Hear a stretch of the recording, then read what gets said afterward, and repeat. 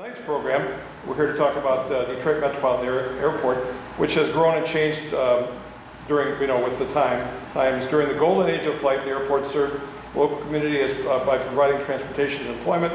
During World War II, the Romulus Army Air Field served the military by transporting B-24 Liberator bombers to the East Coast, and also transferred P51 Airacobras and P63 Kingcobras over to the Soviet Union via Great Falls, Montana, and Alaska. War ended, the airport became a civilian operation again, with the Air National Guard maintaining a presence. It's hard to believe that the airport had nuclear weapons and an Air National Guard station until 1971. The speaker tonight is the author of Detroit Metro Airport, and Daniel W. Mason studied history at Lake Superior State College. He is employed by Federal Express, and he studies history and currently working on creating a book about World War II in the Detroit area, and he's helping the Wayne County Airport Authority set up an archives and museum at the airport. Daniel? All right. I've been with the airport now for FedEx about 21 years, when I'm 22.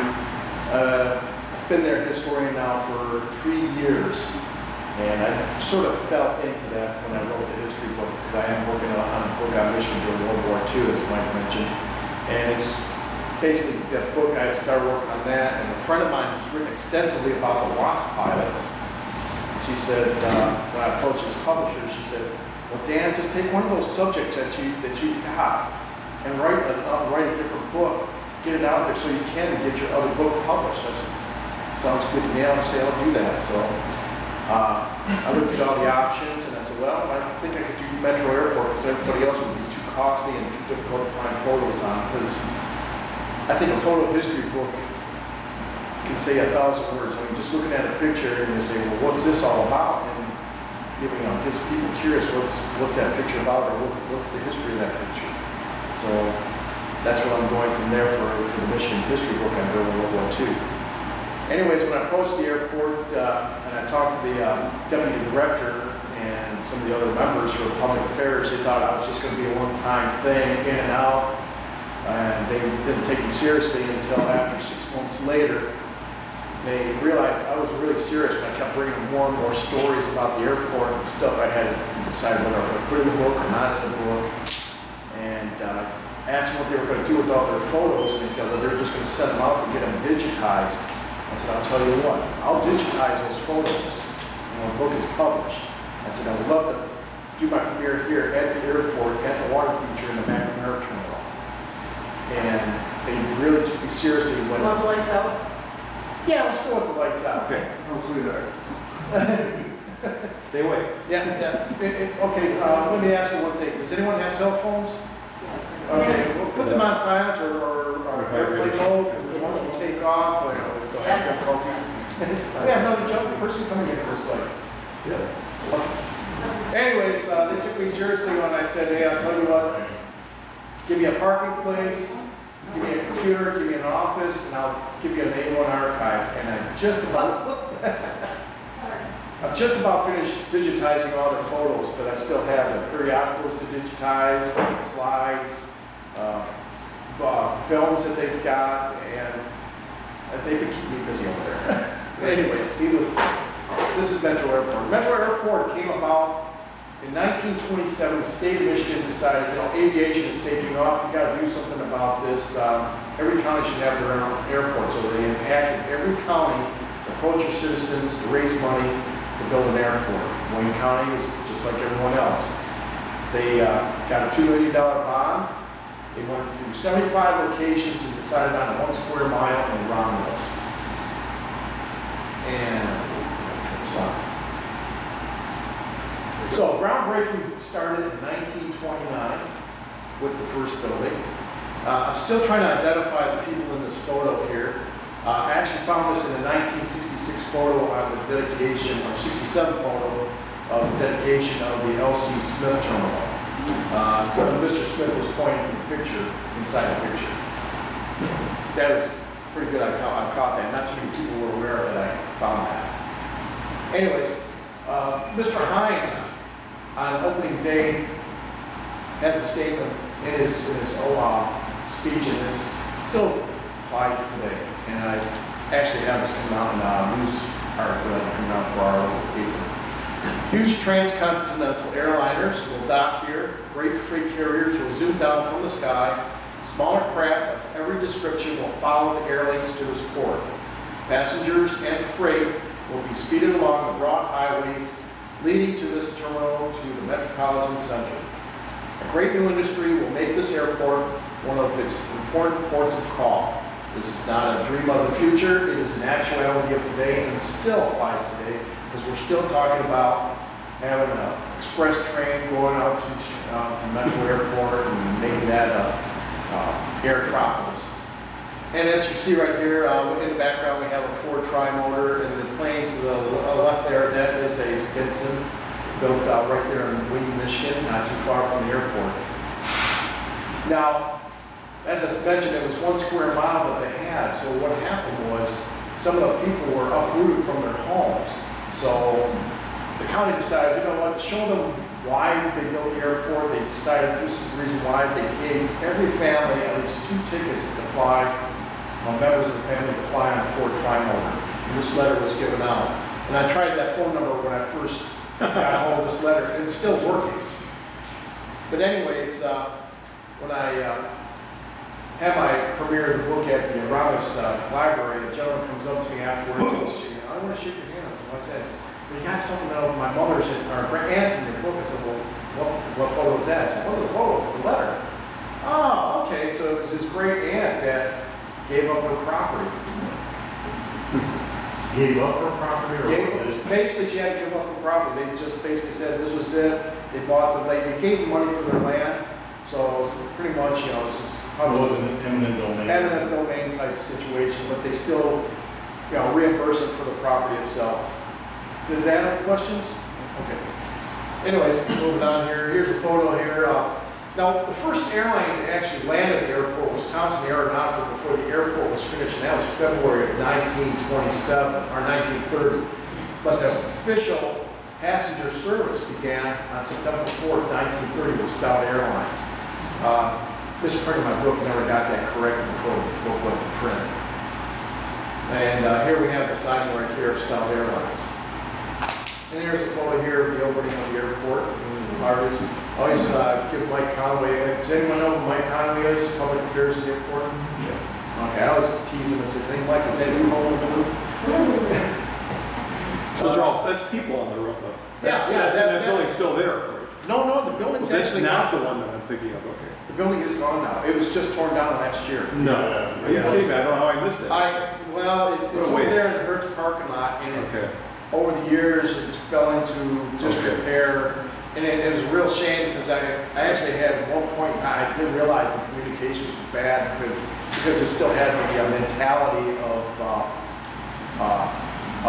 government atmosphere there, that when I started talking to Yankee Air Museum, was considered moving the building to be a little run. And it's like, you can't go through that building. And I was just in that building. But anyways, needless to say, I was told that that building had come down from the fact that they had gone up on the roof to inspect it. And as they were coming back down, one of the steps had collapsed. They were very fortunate nobody was hurt. But it was very, very much a shame. But there were some things that was saved down there, including the air raid siren. So here's another nice photo of the building as it looked in the background here. This tower, oh, I forgot I got this, yeah, I got the laser pointer. This little tower right here, they actually saved that tower because that's where the air raid siren was at. I actually have that in a location at the airport where I'm going to look for an educational group, either a school that teaches a shop class or something that will restore the tower for me and restore the siren. So that's where you can put it someplace in the airport, and I have a cornerstone plate to put on that as well, along with some photos that will mount to it. The terminal itself was very sophisticated for the day. It had all kinds of lighting around the building. There was, of course, again, the air raid siren, a loudspeaker that was directional, so they could contact the people in the planes that were on the ground, so they could, hey, look, you're traveling the wrong way or something like that. So, yeah. Now, this is a Tafline Beetle. This is also in my book. I've seen this in the Michigan Aeronautics book for Arcadia Publishing. Now, if the gentleman had gone through the place where he got the photo from and checked the photos, the next folder over, I don't know how well this plane flew. Oh, no kidding. Yeah, now you get it. Yeah. Yeah. We know it wasn't very good at landing. It's just sort of a strange looking aircraft, and it's called a Tafline Beetle. And let's move on here. This is Charles Proctor. He was the first manager of the airport, and he basically was in charge of everything, the grounds, the flights coming in, scheduling flights out, in and out. This is the tower itself inside. Well, many of these photos are in my book. Of course, I got some other photos that are not in this book. But as you see right here, here's that directional speaker right here, and then just pointed in any direction of the field. All right, now they actually had their own power plant there, so if the powers were not in the local area, they still had their own generator to supply the power to the airport. So flying at night, anybody could see the airport. And on top of the roof, you had, in letterings, Wayne County Airport lit up. Now, they realized after a few years that passenger service was picking up, so what they did was they decided in 1938 they were rebuilding for passenger service to keep the passengers from roaming around inside the hangar and getting all dirty and stuff, and weather elements. So they built the executive terminal. The executive terminal is still around today, and hopefully soon, within the next couple of years, we'll turn this into a museum. The interior, as you see, looks like this back in 1939. It doesn't look like this now because the walls, there's walls right here that are up there now for the balcony, mezzanine level. We're going to go back and try and get that back and restore that back to the way it looked originally. The only portion of the building that's still intact from that era is the staircase. And I actually have a photo later that you'll see with that staircase in there. I was able to identify the photo. And then here's our 1 square mile that I was mentioning about the airport. And this north end right here, this was the hangar. At the south end, you had the Air National Guard, or back then it was just known as Michigan National Guard. And here's right here is the executive terminal. This is a 1939 photo.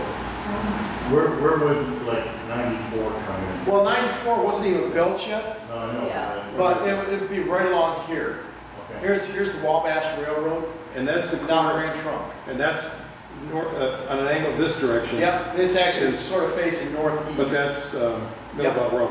Yep, this is Middlebelt Road, and this is Wick Road. Of course, Goddard Road is right here. And this portion of the road here still exists today inside the airport. I just, a couple months ago, I was out with another public affairs gentleman. We were going through, taking some photos of these old runways that still exist. Oh, they do? Yeah. Why are the runways so small relatively when they have the whole rest of that 1 acre? Well, the planes weren't that very big. Yeah. Back then, let me back up here. Well, you see the size of the planes right here, they were Yeah. not that very Okay. big. So, again, they're just looking at size. They didn't realize planes were going to get larger and larger and larger, which down the line made a big difference later. All right, so also in 1930, the Air National Guard, or Michigan National Guard, moved from its location in River Rouge to Wayne County Airport. They seemed to want to be a lot better location to have the National Guard at. So this was their facility right here.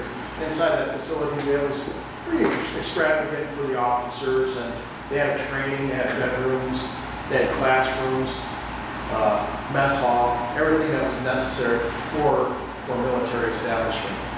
And all the planes were stored inside this building.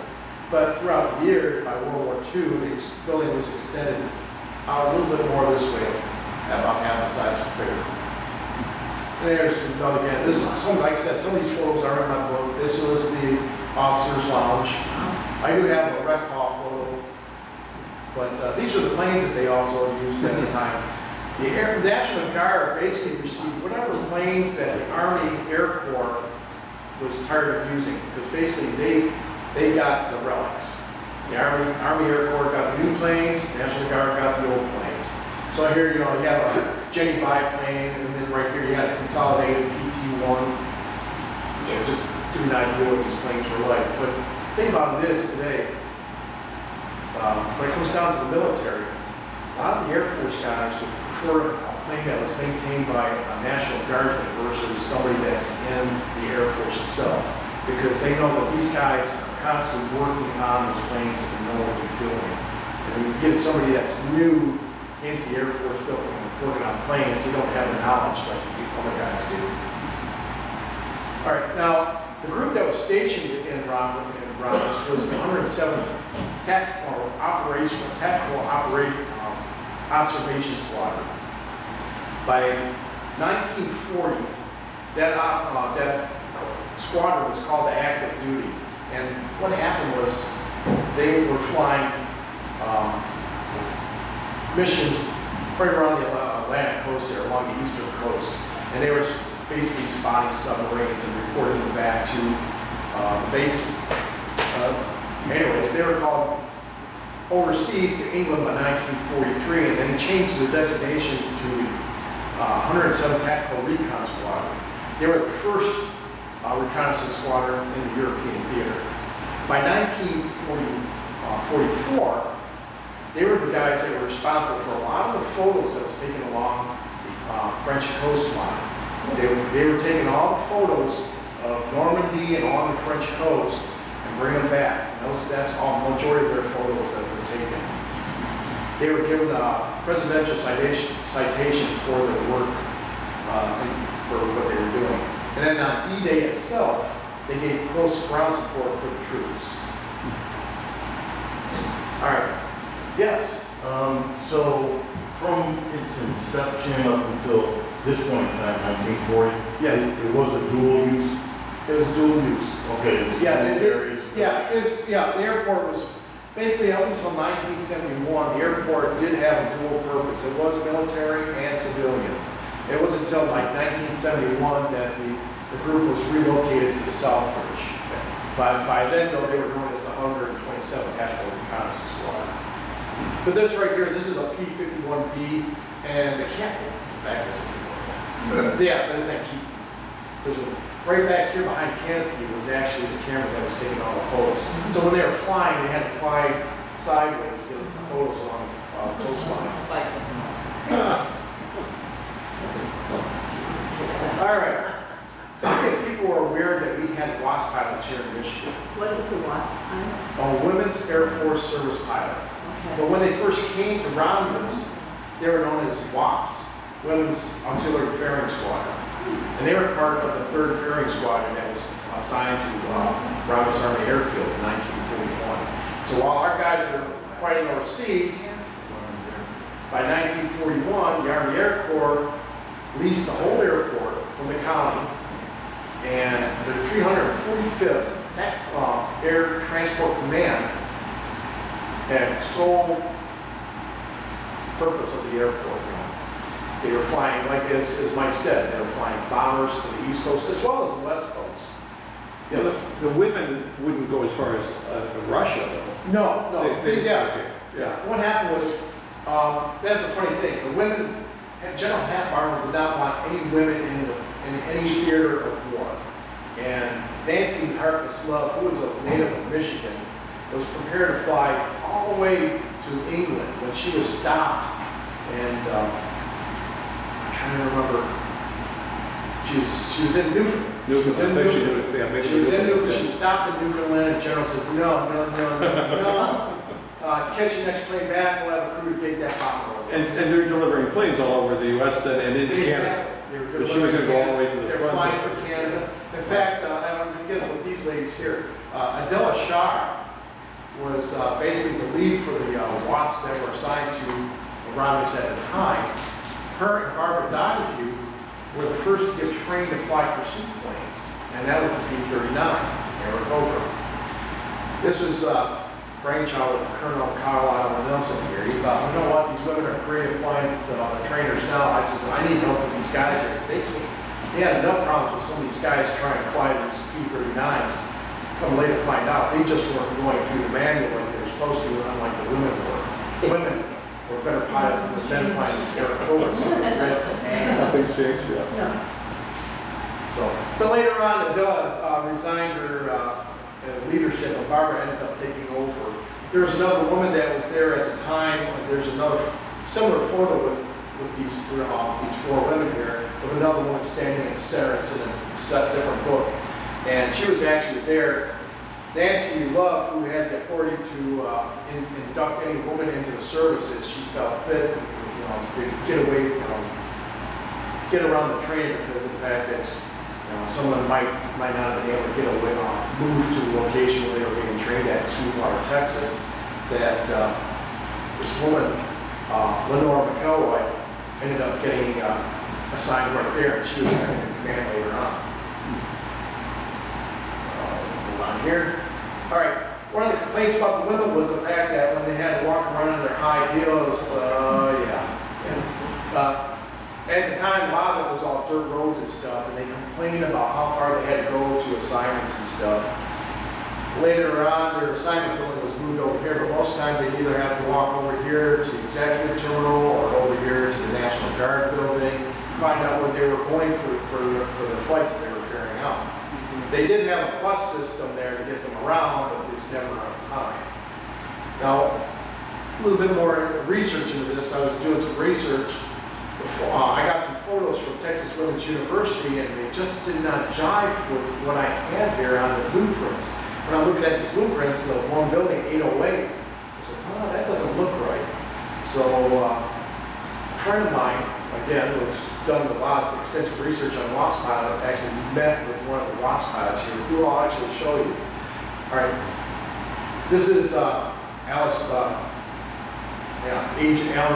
Jean Starr. She was friends with Hazel Lee, and this woman here is Alice Lovejoy. Now, Alice here was able to identify the photos that I had from Romulus. She said, oh yeah, she said, I know these photos here. This is this building here, well, that's where we got where Lenore was at, Barbara was at, and we get our orders from them, right from there, and it's just amazing.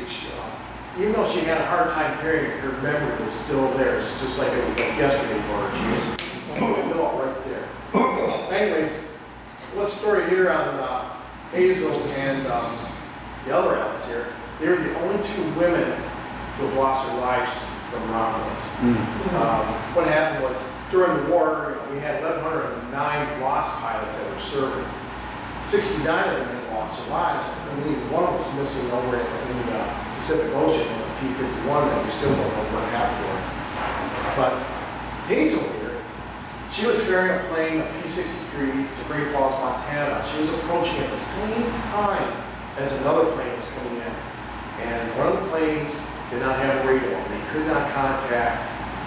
They didn't know which one had a radio operator. So they both collided at the same time. So Hazel was pulled from the plane, badly burned, died a few days later. The sad thing about it was, though, her brother was in the European theater with the Asian group and lost his life there. When they brought their bodies back to Washington, they were going to bury them in the Veterans Cemetery, and the people just couldn't fit. It wasn't until years later that their bodies were Reinterred? Yeah. And put that laid to rest in the Veterans Cemetery with honors. Why did they? Because they were Asian or what? Yeah, because they were Asian. They thought they were Japanese, and that was the mentality at the time. Which I'll talk to you later about that, because that's one of the things in my book too about one of our state representatives. So, anyways, Alice here, though, she had just lost her life in a training accident. So something happened when the plane crashed. But this here was taken right here in Romulus too. This photo also. I just love this old car in the background. Especially the dead there. I want to put the dead. All right. Does anybody know who this gentleman is? Come on. All right. Do you remember the song Rudolph the Red-Nosed Reindeer? Yeah. Who sung that? Gene Autry. That's Gene Autry. Right. That's right. Gene Autry was assigned in 1945, spring of 45. Now, the Wasp pilots were only in Romulus from 1943 to 1944. And all the women had missed it, except I found out one of them actually did get a chance to meet him because she had top secret clearance And they kept her on to handle confidential papers. And she met him in a dance hall at the airport. But anyways, he was assigned here after serving in the Pacific Theater. He was in Newfield and transferred here. And in an article it says they want to see if he can handle the pressures of Romulus. Of course, I was going to find out that not only was he in Romulus, he was going through tours around Michigan, raising war bonds and getting women to join the RAS, which is the Women's Auxiliary or Army portion of it. Now, as the war progressed, it ended. The National Guard moves on. The 107th comes back and they're reassigned as the 127th Tactical Reconnaissance Squadron. They were gone for about a year. They were in Luke Field during 1951, but they had a new headquarters set up, and now the 177th fighter wing or whatever, was in command of this building, well, I should say this building here, and the 127th was still assigned to them, so they were under the 177th. And I'm not going to get into details of that. That's a lot more information that I still get confused on. But I always like this photo right here because when I was finding out information about the National Guards, Jim Coughlin, who just passed away a few years ago, says, "Okay, Dan," I says, "I want you to tell me the difference on these two planes. Can anyone see any difference in these planes besides lettering? Oh, and besides this right here. They're both P51 Mustangs, of course, Aero. In 1947, the Air Force became a new portion of the military, and then it became the Michigan Air National Guard. But the difference between these two planes over here is one of them set up with a camera. Now, if you remember the other plane, the first plane I showed you, the P51B, where the camera was right behind the cockpit. Well, it's the same here with this plane. What happened was there's a reserve fuel tank behind the cockpit. In this plane here, they removed it and installed a camera right here in the little fuselage. Now, I wouldn't have noticed it either. I didn't pay too much attention to it, but that's kind of interesting too. Now, this plane here, like the President of the United States being the Commander-in-Chief, the Governor of Michigan is also the Commander-in-Chief of the National Guard and Air National Guard. This was his plane. It was stored there in Romulus. And as you see here, back this up, you see here all these ROTC kids checking out the engines on this DC-3. There was an incident where the governor was flying and in Lansing, and the plane skidded off the runway. It shook everybody up inside the plane with no scratches, just little bumps and bruises. Now, remember I was mentioning the Air National Guard whatever was left over from our Air Force. This is the same case here with this C-54. This plane here was in the Berlin airlift. The reason why they found this out was when they were cleaning the plane out and took up the flooring, they found a ton of coal dust inside the plane. I just had to throw this in Michigan weather. The Korean War Sabre? Yes. It's a Sabre. What happened was they were using the P51s before they got the jets, and then they finally got these planes in it. And then moved on. All right, now we're going to move on. Probably have this out of order. But this is our air traffic control inside the airport, 1950s. They were actually using a T-card system still. So, okay, we're passing on to the next guy. So basically, all right, yeah, I got to pull this out. What they would do is they pass the one guy on to the other. Okay, you're getting the plane now. They're just basically transferring back and forth. So one guy was saying, okay, we're passing on to the next controller. It's basically just going down from chair to chair. And they're looking at maps instead of... They're looking at maps. Instead of radar. No radar. Their radar really didn't come along until 1958. They started getting more sophisticated with government funding. Jets. Yeah, like I said, I had it photo out for it. This is an RF-A4F Thunder Flash. And you can see all, again, observation squadron or reconnaissance squadron. You just see all the cameras lined up here, and these were all the windows of the plane taking different kinds of angles of the targets. So basically, a lot of planes had cameras in the wings, and as again, the P51 had it behind the cockpit. You know, we moved everything up here into the nose of the plane, so they didn't have any armor protection with guns, actually. Again, as you mentioned, Mike mentioned, we were nuclear. All right. Basically, north of Goddard was the Air National Guard, but just south of Goddard was actually the Nike missile base itself. And so those guys didn't communicate much with each other. But they knew each other. Anyway, it came down to accidents and stuff.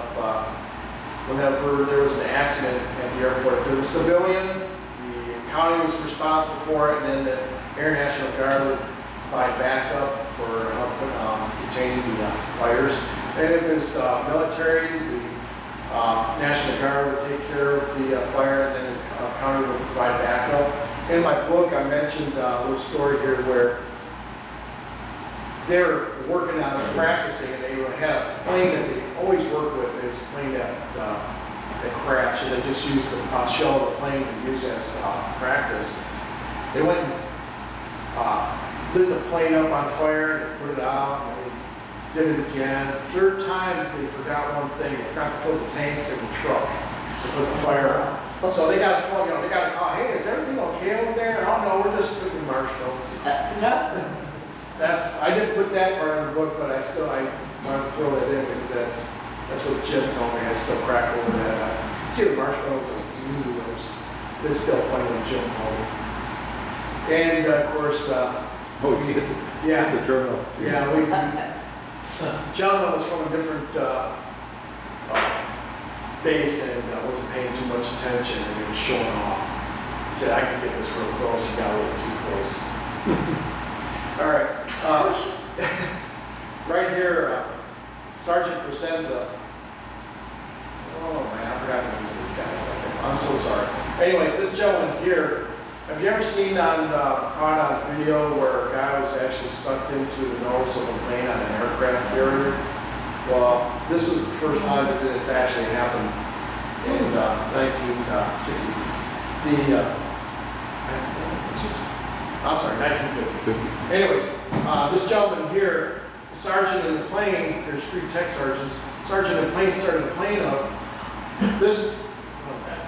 This gentleman here, this sergeant here, was down here checking out the landing gear, make sure it was chock in place. This guy here wasn't paying attention and got sucked right into the plane. And he was talking to him at the time. And he realized he wasn't responding. He looked up and he seen his legs dangling. He just grabbed hold of him. And the plane started sputtering. The engine started sputtering, making noise. And the sergeant realized, oh, something's wrong here. I'm going to shut it down. And everything that was in the guy's pockets, his hat, everything that was in his pockets went right through his blades. And they were razor sharp blades. Yeah. If it wasn't for this, this sergeant here, he would have been dead. That's how powerful these engines are. And when I was working for part-time for another firm at the airport, I seen a guy walking behind one of those engines going like this. It's they just don't realize. I mean, I've seen the safety codes and stuff, and don't play around with those engines. We've had, in fact, last year I was told that one of the Thunderbirds had a problem with one of the engines, and it sucked up a penny that was on the tarmac, and it cost them $2 million to repair that plane. All right. I forgot. Again, I'm sorry. I forgot the major's name. But these 2 kids here, what happened was this major here had to bail out of this plane, and the plane crashed in a field where these kids were playing. This is Elizabeth and David King, and they are children of the police chief of Northfield. Yeah. The whole kids and their brothers and sisters were playing in the field, and they got from the fire from the plane. And so when the National Guard found out that the families had problems paying for medical bills, of course, Air National Guard stepped up, took care of the bills, and invited them out for a day out at the base. And while they were there, they had a chance to show them around. They got a chance to sit in the cockpit of the planes, and I seen this one, I said, oh, this is just so cute here. You got David here, I'm sorry, you got David here talking to the major, and in the newspaper thing, it says David's talking about maybe becoming a pilot for the Air Force, and Elizabeth here saying, can you do anything else? I mean, she just doesn't look so bored from the expression of her face. Right? Doesn't it look like she's bored? But, you know, I think they show a picture of David, there's another photo of him pulling out a ripcord and there's a parachute coming out, so it's just interesting. Did you become a pilot? Well, I'm still finding that out. Okay. I've got them checking out the Historical Society for Northfield. They're checking in on that for me. Anyways, by 1947, the airport referred back to the county. The county was not pleased with what the Army Corps of Engineers did with the airport as far as improvements. So they decided, you know what, planes are bigger now. We need a bigger airport.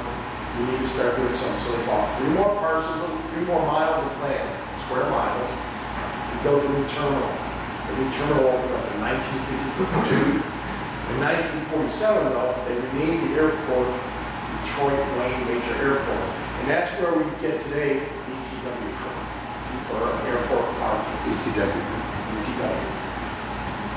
Okay, so right here, here's your Air National Guard. What does DTW stand for? Detroit, well, back in the day, it was Detroit Wayne Major Airport. Now it's just Detroit. It changed over to Detroit Metropolitan International Airport in 1958. But back in the day, 1947 to 1956, well, actually 1958, it's just known as Detroit Wayne Major Airport. And that's where they derived DTW from. And you can see the old hangar right here, the executive terminal. Right here is the National Guard's headquarters.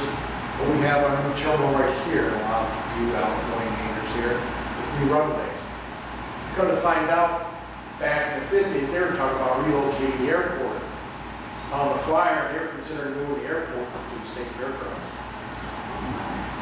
Which, I'm glad that didn't happen. Boy, other than Ferndale, Well, I mean, people are complaining about Detroit City Airport, which brings me another question. Which of these 3 airports is the oldest and which is the youngest? You know, Little Run Airport, Detroit City Airport, and Detroit Metro Airport. Which is the oldest, which is the youngest? Well, city is 1930 also. No. No? Okay. All right, Detroit City Airport, 1927. Okay. Okay, Detroit Metro Airport, 1930. And of course, Little Run really didn't become a civilian airport until 1947. Right, after the war. Yeah. After the war. But it became an airport because of the fact that they needed a place for the planes to take off at. And there's our terminal here for the Detroit Wayne Major. Now, one of the things is here, move on, I'll get back to that one. We have our first woman air traffic controller from 1950s. That's Ann Muir. And then here, one of our first women mechanics at the airport, that's Rose Ruby. Everyone kept asking, hey, you know anything about Rose? No, not really. Everyone kept asking, then the Flat Rock Historical Society brought it up to me and said, do you know anything about Rose Ruby? I said, no, if I find anything, I'll let you know. It wasn't until 2 months later after I was asked that, somebody shot me an email, not even associated with anybody I spoke to, with this photo of Rose Ruby and her little bio. And I come to find out at another presentation that she had a brother with at the airport too. Okay. I guess I didn't put the photo on. Oh yeah. All right. So here we have the Smith Terminal back in 1958. And then we had Detroit Wayne Major Airport Terminal. Do you know what these 2 buildings have in common? Is that built around the other? That's correct. That's the same thing. That's not They actually built around the building. Last year, they were, actually the year before last, they were doing a study, a historical study on the airport, which they were going through and tearing down some buildings and getting the history on the airport, and they brought me in on this. And one of the people that was involved says, oh, Dan, no, Wayne Major Terminal, so many guys, which we were talking about the first terminal. I said, no, Al, it's the same building. We're in Detroit Wayne Major Terminal. I said, no. I said, here, I got this to show you. And I pulled this photo out and I showed him. See, as you see right here, this is the terminal that we built just around, and you're actually still in the building. All right. Of course,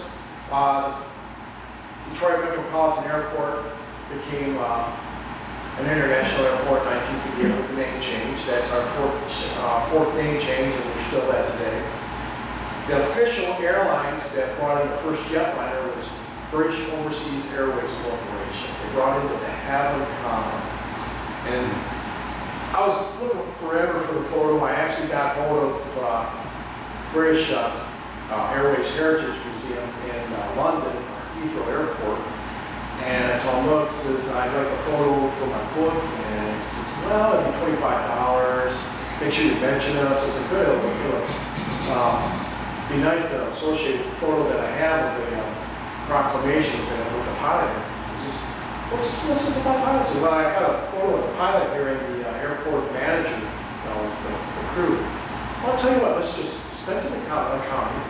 You send me a copy, I'll send you a copy, and we call it square. So I sent them a copy. I actually sent them with my brother-in-law in an envelope because he was going to see his daughter there. And he calls me up and says, Dan, I'm able to identify these people for you. One of them was the pilot. They had a name on it. And the gentleman right here was the executive for British Overseas for the first flight in with the British Maryland economy in Detroit Metro. So, yeah, I still haven't been able to find the names of the other two crew members, but of course, right here is James Davey. Back then, he was the assistant manager. And we have it as a proclamation from our Detroit mayor there, which I forgot his name. But of course, he had a lot of problems with scandals then back to what's different now. Of course, British Airways flights being the first of everything. All right, in 1987, Nomads hired out and contracted out and British Airways to bring in Concorde. So they brought two of them in on a Friday and two in on a Saturday in September. And they, on the first day, they had bands playing. They had, of course, a British Bobby and Beefeater, you might call them. So I seen that and I found this afterwards after my book went to print. Saying, oh man, this is actually a photocopy on a regular piece of paper. So I have not been able to find an original copy on this. Now, that from New York to here, they could not fly supersonic. No, they had to drop it down to just lower speeds because they could not fly in that fast. And they could have overshot Detroit Metro. One of the things I found though is, as I said, one of the things I've been doing at the airport is going through different places and file cabinets and stuff. And I actually found a manual to prepare airports for the Concorde arrival. So when I found this, you found this? Yeah, I said, I found it in a file cabinet in the deep basement of the Smith terminal. One with about 200 other photos. Of course, 1950s and 1960s, things come along. 1961 was the year of the first bank at the airport. The airport was growing bigger and bigger. Okay? One of the things is the Smith terminal again, that wasn't, of course, wasn't named Smith terminal, but had a hotel there. So because they realized, hey, let's provide something more for the pilots and passengers that have to stay overnight. So on the third floor of that terminal, there's a hotel. We also had restaurants, you had barbershop. It's becoming more of a city itself. And the airport was growing, more jobs were coming out there. Right. This is our 1967 area photo. Right here is, again, our Nike missile base. And I couldn't find out a lot of the missiles were buried out this way, some of the silos. In fact, I had this, my last session I was at, I had a gentleman come out here and point out, this was where my parents lived. All right, again, I mentioned I work for FedEx, right? Well, they process over 30,000 packages a night. We have 3 flights that go out, one to Memphis, one to Indianapolis, and the other one to Newark. And we fly out MD-11s and Boeing 767s. Ooh. Yeah. Remember, yeah, do you remember the crash? 1987. Flight 16. 22? Yep, flight 2. I was there. Were you? You were at the airport? or- At the airport? Where were you at the airport at the time? Seeing one of my wives off, What part? taking the wife to the airport. Oh, okay. Good thing she didn't take them, right? I remember too well. Yeah, well, I found out a lot of information when I was at the 25th anniversary Wait, so- of the crash. I spoke to a gentleman that was I'm involved with looking for you, don't they? I was speaking to a gentleman that was involved with the investigation. So there's a lot of things, the pilots were blamed, they blamed the pilots. But they did not blame Northwest at the time, because they did a few things that the FAA approved of, which they shouldn't I have. was lead counsel on the case. Were you? I know exactly what happened. So you know about that, how the plane, when they were No trying question it was pilot air. What's that? No question it was pilot air. Well, one of the gentlemen that I was told was that when he was accelerating, of course, he didn't have the flaps extended. Exactly right. Yep. And it kept throttling up. Everything in the cockpit was going on, but they just didn't realize that the flaps were not extended. Well, one of the things was too, when they taxied up to the runway, they only taxied up and run one engine. And the manufacturer told, look, you need to have both engines warmed up before you get to the runway. And he said that was part of the reason why the plane crashed. That engine shift, setting off a warning. That's what I was told. Nothing to that. What's that? There's nothing to that. Nothing to It's that? definitely a failure of the pilots to put the flaps in the proper position. Thus, they didn't get their lift. Right. And the other thing that was really disturbing was apparently, and this is my memory because I'm older now, the pilots were flirting with the stewardesses I heard that too. who don't think there's any question about it, and they were in the cockpit. You know, this was a social club going on, and somehow they forgot to do the things that they're supposed to do on their Right. flight. Just horrible. They closed down the airport while we were there, couldn't get in, couldn't get out, and you could see the smoke coming up Yeah. within eye distance. Right. I had friends on the plane, so it was really a... Oh, yeah, I can understand that. So you gave me more information that you were actually in the council that was involved in that. So I was speaking to a pilot who said it was part of the investigation. That was the information he gave me that day. The trial took about 9 months in front of a very fine judge, but it was a BS trial, which is where Northwest was trying to blame the manufacturers, the Right. manufacturer, it went nowhere, but it dragged on forever. Oh, I know. Yeah, it was a sad incident anyways. I was working at Central Transport. If I had been working there that day and the plane had to stay up any longer, it would have took out Central Transport. With a what? Would have took out the company I was working at. The good news is we've had so few crashes at this Oh, airport. exactly. I mean, we have one of the finest airports in the country. We do. We did have another accident that happened right at the terminal a couple months later. Yeah, there was plane a- rolled over. I was involved, and I vaguely remember it because other people in my office handled it. I'll talk to you afterwards. You stick I around. was also on the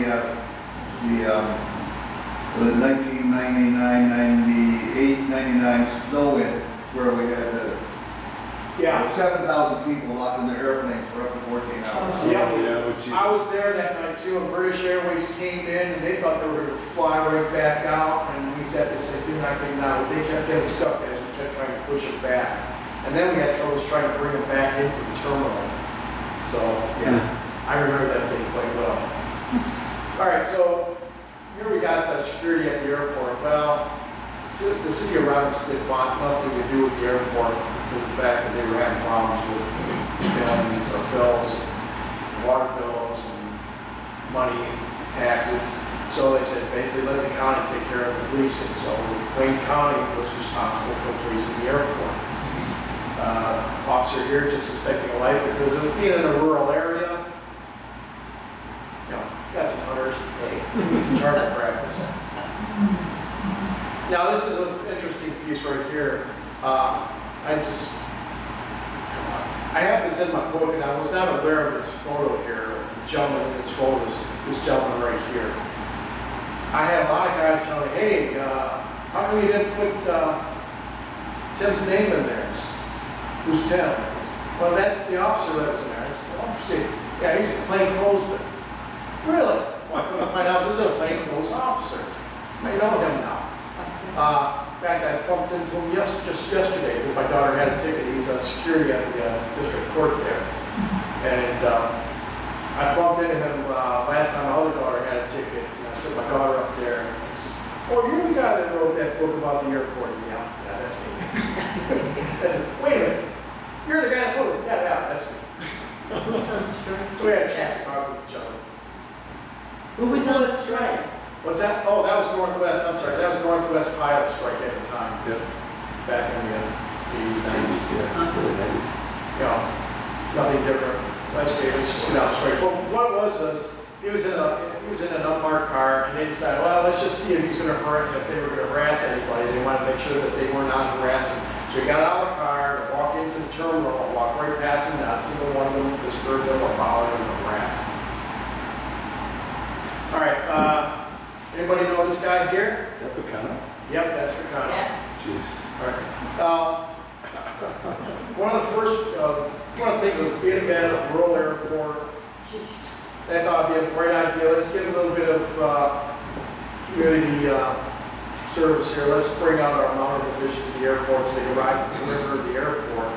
Because of the fact that there's a lot of wooded areas there, you couldn't get cars around the fence line. So they brought in these guys. He was one of the first responders for Flight 255. Yeah. He told me when he was patrolling the railroad tracks, his horse Nicholas there he had his hoof and he was just going like this and couldn't figure out, so he got dismounted and went down and checked it down. His horse was stepping on a piece of one of the people there, I should say, it's a hand. So like Steve said, it was pretty gruesome sight again that mentioned. All right, that's our mode of transportation now. We also have Segways inside the terminal. One of the things is the McNamara terminal is one square mile again. So you put the original airport inside the McNamara terminal. So these guys, instead of walking back and forth, they got to get around somehow. I'm surprised they don't have carts, but then if they get carts in there, they're afraid that people would come along and say, hey, you're right. Yeah. That's why they don't have carts in there. So they have the Segways and the bicycles. And you know, it's not like the guys need any exercise. I took his pictures. It's really good. Yeah, give me my book. Okay. In the airport itself, there's a lot of things that they do today that people aren't even aware of. Delta and the airport authorities likes to sponsor a lot of family things. Well, they got this thing called airports for autistic kids, and that's basically what's going on here. Every couple months they'll bring in families so that they can, with their autistic kids, to get the kids familiar and be aware of what's going on around an airport. See how they react to be on board the plane. So we'll take them on board the plane, they'll sit down inside the plane, get them comfortable, get the feel of it. So this way, if the family wants to go any place, they'll know how, if there's going to be any problems. Another thing is too, every year they start with Eastern Airlines, in the Silverliners, they do a mock-up of a flight to the North Pole for these kids with terminal diseases or heart-threatening or life-threatening diseases.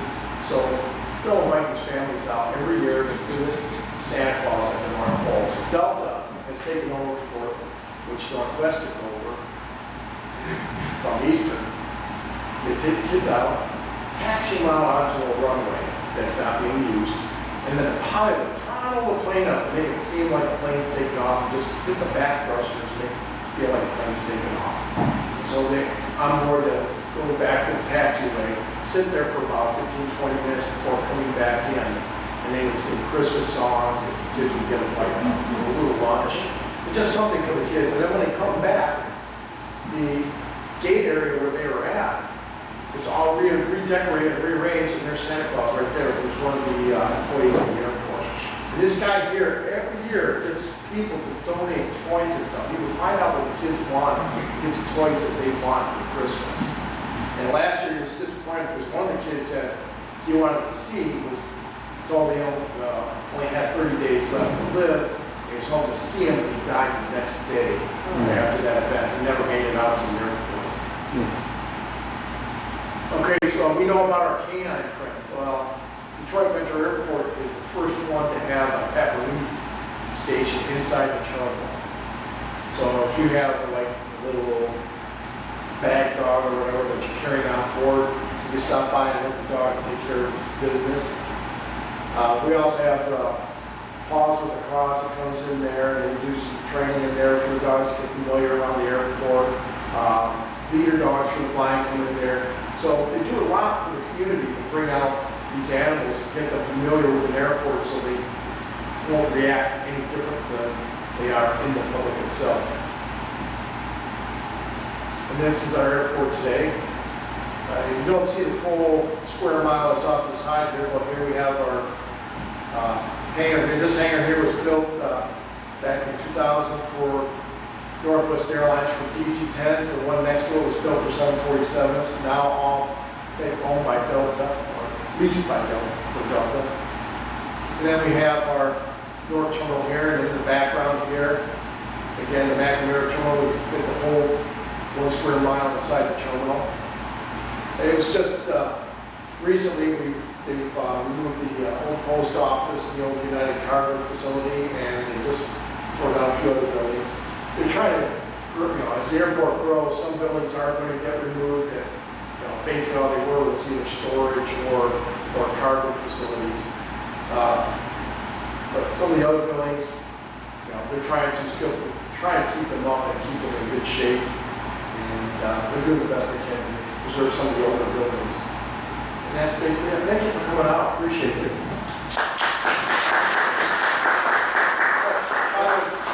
In this background here, the photo, and the photo on the first one, those are all photos that are from the airport's archives. Well, Dan's got copies of his book in the back after your questions, but let's go ahead. And the books are $20 a piece. As I tell them, it's $20 for the book, $20 sign, and then personalized, $20 priceless. So, thank you very much for Any questions? You got a question, sir? Questions? Early in the presentation, Yeah. there was a plane, I assume it was the P-39. Yes, it was. I forgot to mention it. Let's go back here to that. Is that the plane that the Flying Tigers used also? No, they used the P41 Mustang. Yeah, flew Flying Tiger out of there. Flying Tiger? Yeah, Flying Tiger Cargo Service did fly out of There there. they had a charter. UMS chartered it. Yeah, Out in July and brought it back at the end of August. yeah. Still propping at Dan. Yeah, in fact, FedEx is actually in their own facility. When FedEx bought out Flying Tiger, they got their cargo facility also. So, back here. They're applying for a new runway just for, No plans right now as of yet for a new runway. That I'm aware of. They were planning it, and then when the local community said, wait a minute now, no. So that just sort of went, let's just forget about that. It's big, good with the community there. It would have meant moving a lot of housing and stuff for miles and Pointe and so on. There was also plans for a racetrack right across north of I-94. I had stumbled across the blueprints and brought them in, and the new deputy director, I said, hey, I got this idea for a racetrack. He said, Jan, you want to be on my good side still? Yeah, I guess evidently the plans were to, here's our P39. Yeah, this is the P39 right here. One of the things I did not mention was the fact that this plane here, at the beginning of the war, was one of our main lines of defense along with P40 Warhawk and Tomahawk. The difference between this plane and most other planes was the engine was located right behind the cockpit. Okay? And then you had these doors right here. So you didn't have a sliding canopy because you had this air intake that was supposed to cool the engine down. So these doors would jettison off if they had to bail out. One of the drawbacks is the fact that you're getting in like a car, But if the canopy wasn't going back, you were sitting on a parachute. So a lot of them had accidents when they were trying to bail out of planes. The plane also had a tricycle landing gear, and I found out, speaking to a friend of mine, Tuskegee Airman, so the nose gear was stationary. So when they're taxiing around on the ground, they didn't even make the change on the P63, which is a larger version of the same plane, that they had to use their brakes. They would hit the right brake to turn right, and left brake to turn left, and also the rudder to do some turning on the ground. And if the nose gear collapsed on the plane on landing, that engine with the inertia could crush the pilot. She had a drive shaft that got right underneath the pilot. And the nose, you had a 30 millimeter cannon and 250 caliber machine guns. So, a little bit of history there. Any other questions? Yes. I was always fascinated by reading someplace, I don't know just where, that the area just west of Detroit, one point was viewed as a possible aviation center because Henry Ford was there. Yeah. And then, of course, one or two people from California moved in. And I think Stearman was there, but I'm not really sure. Anyway, I'm just curious. It seemed to me like there would be an amusement. When Henry Ford, one of the problems with Henry Ford was he was not happy with the county on a lot of things. Of course, everyone know about Little Run. That's why it's L-shaped instead of straight. Exactly.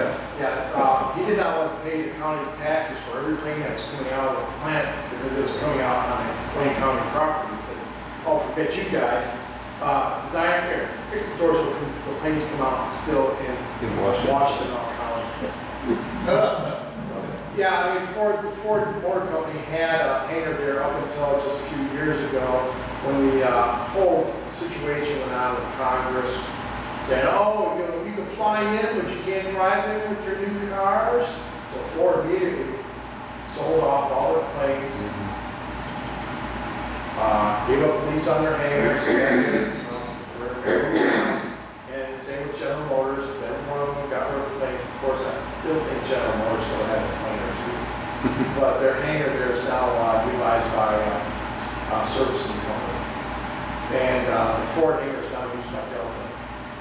It's just amazing what goes on in the history there. In fact, one of the things and I was told that one of the photos in that earlier photo at the beginning of the slide presentation there that Henry Ford went to in there, our CEO says, well, Henry Ford always did like to have those straw hats there, those little hats there from the back 1930s. So those black orange. It seemed to think that was Henry Ford. Any other questions? Great. Well, Dan will be in the back. Dan will be in the back signing books then. Thank you very much. Thank you very much.